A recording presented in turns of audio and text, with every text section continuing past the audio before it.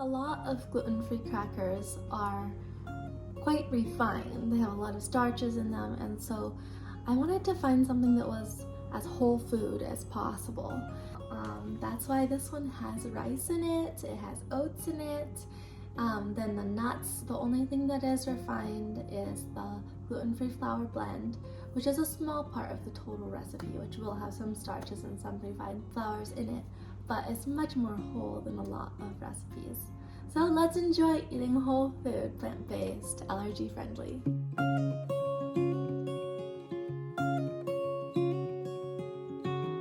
Alright, first ingredient, 1 cup of pecans. Now 1 cup of walnuts. You can do 2 cups of pine nuts if you're allergic to walnuts and pecans. Now we're gonna get 1 cup of Bob's Red Mill gluten-free flour. It's the 1-to-1 flour. And this is the blue bag. There are 2 Bob's Red Mill gluten-free flour blends. One is a red bag, one is a blue bag. This is the blue one, the 1-to-1 flour. Okay. And now we're gonna get some oats. We need 1.5 cups of oats. Meanwhile, we're gonna get 1.5 cups of rice heating up. Because if you do this with cold rice, it doesn't stick together as well.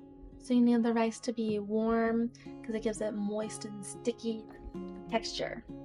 So 1.5 cup. You can also do this with freshly cooked rice, but I usually do it with cold rice that's reheated. Alright, so I'm just gonna put this in the microwave. So to get warm and moist, come right on over here and we'll finish measuring the rest of our ingredients. Let's get our oats. 1.5. And if you're sensitive to gluten, you can get gluten-free oats. It works just fine. And then we're gonna add some salt, 1.5 teaspoons.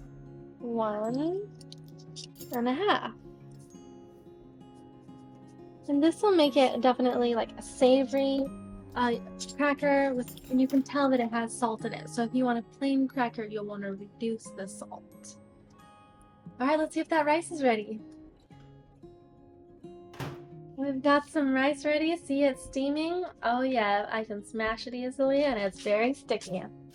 Alright, let's pop it in here. Should be good. Let's blend it up. We're gonna add some water, but we're gonna do a little blending first.